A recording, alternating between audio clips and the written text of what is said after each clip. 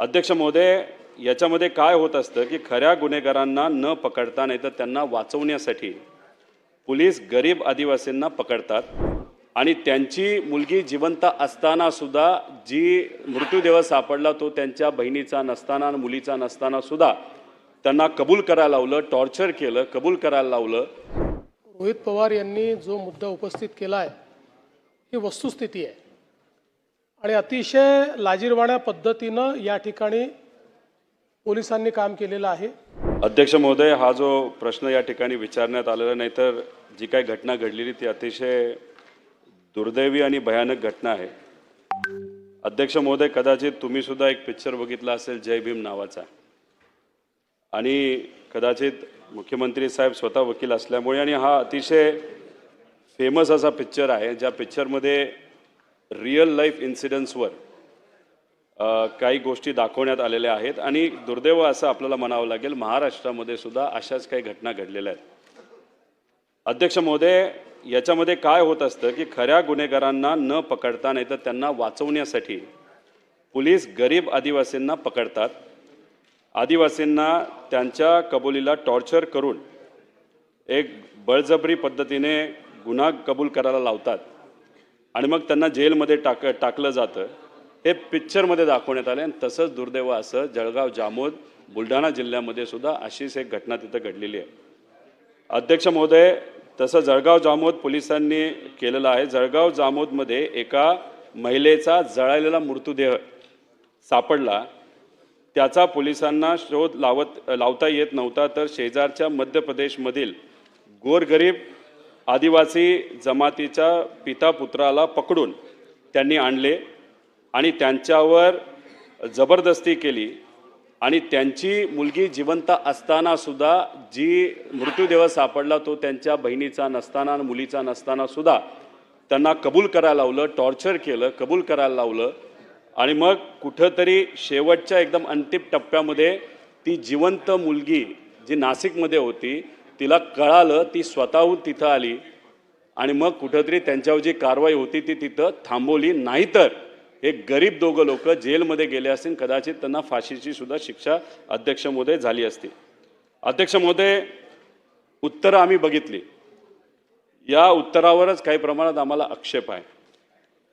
जेव्हा ह्या सगळ्या गोष्टी कळल्या तेव्हा मी असेल, शिंगणे साहेब असतील, सपकाळ साहेब असतील, तिथं गेलो, पोलिसांशी आम्ही चर्चा केली आणि चर्चा केल्यानंतर तिथं असणाऱ्या पोलिसांवर कारवाई झाली।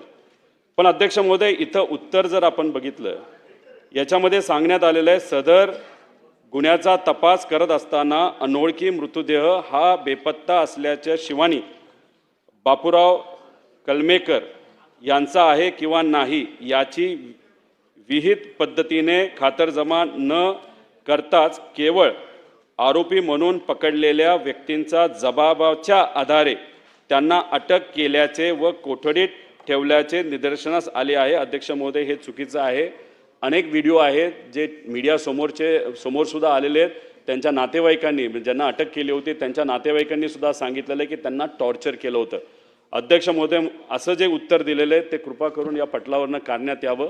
जे खरं आहे ते कुठंतरी लोकांसमोर तिथं आलं पाहिजे आणि माझा हेच म्हणणं आहे की मग निलंबित कशाला केलं अधिकाऱ्यांना, त्यांनी चूक केली नसेल तर। चूक केली आहे ते खरं गोष्टी लोकांसमोर अध्यक्ष महोदय आल्या पाहिजे असं आमचं मत आहे। आणि त्याच्याचबरोबर माझे काही उपप्रश्न आहेत की फक्त काही लोकांना निलंब करून हा विषय संपणार आहे का?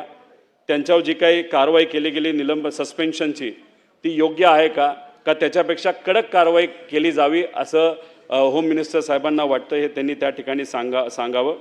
त्यामुळे आमचं मत आहे की या सर्व अधिकाऱ्यांना बरखास्त त्या ठिकाणी करण्यात यावं, जेणेकरून एक मेसेज जाईल पोलीस डिपार्टमेंटमध्ये लोकांमध्ये की असं चुकीच्या कारवाई त्या ठिकाणी झाल्या तर पोलीस बरखास्त सुद्धा होऊ शकतात।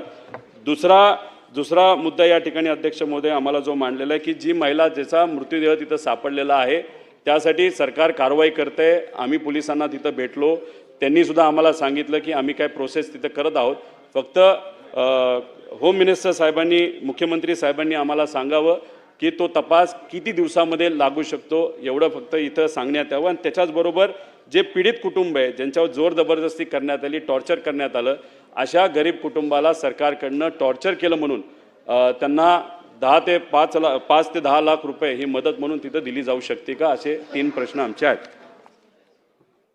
माननीय अध्यक्ष महोदय, सन्माननीय सदस्य रोहित पवार यांनी जो मुद्दा उपस्थित केला आहे ही वस्तुस्थिती आहे आणि अतिशय लाजिरवाण्या पद्धतीनं या ठिकाणी पोलिसांनी काम केलेलं आहे.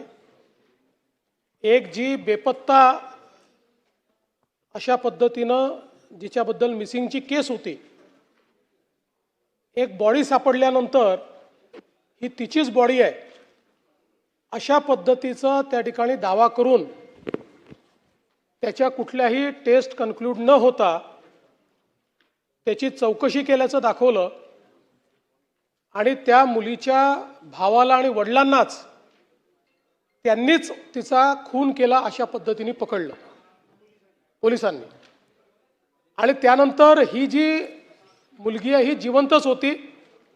ती मुलगी स्वतः पोलीस स्टेशनला हजर झाली आणि त्याच्यानंतर त्यांना सोडावं लागलं. आता हा जो मृतदेह सापडला त्याचा वेगळा तपास चाललेला आहे. त्या संदर्भात आता आपण जे नवीन तंत्रज्ञान विकसित केलं आहे त्या तंत्रज्ञानाच्या आधारावर AI चा उपयोग करून जेवढ्या आपल्याकडे 1600-1700 मिसिंग केसेस होत्या त्या सगळ्यातनं 7 लोकांची त्याचा चेहरा जुळलेला आहे. त्यामुळे तो वेगळा तपास करू.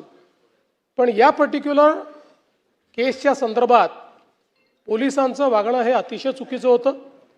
त्यामुळे तिथले क्राईम सहित सगळे PI, PSI या घटनेशी संबंधित सगळे या ठिकाणी निलंबित केलेले आहेत. फौजदारी कारवाई देखील त्यांच्यावर करण्यात येणार आहे. आणि आपल्याला माहिती आहे की पहिलं निलंबन असतं, पण याच्यामध्ये ज्यांचा थेट संबंध असेल अशा लोकांचं तर निष्कासनच केलं पाहिजे. त्या दृष्टीने निश्चितपणे विहित प्रक्रिया निलंबनानंतरची पूर्ण करण्यात येईल आणि जे निष्कासनास पात्र असतील त्यांच्यावर निष्कासनाची कारवाई देखील या ठिकाणी केली जाईल.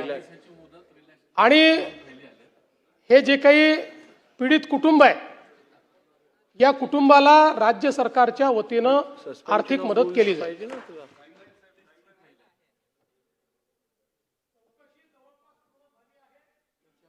या संदर्भातली विभागीय चौकशी देखील 3 महिन्यात पूर्ण केली जाईल.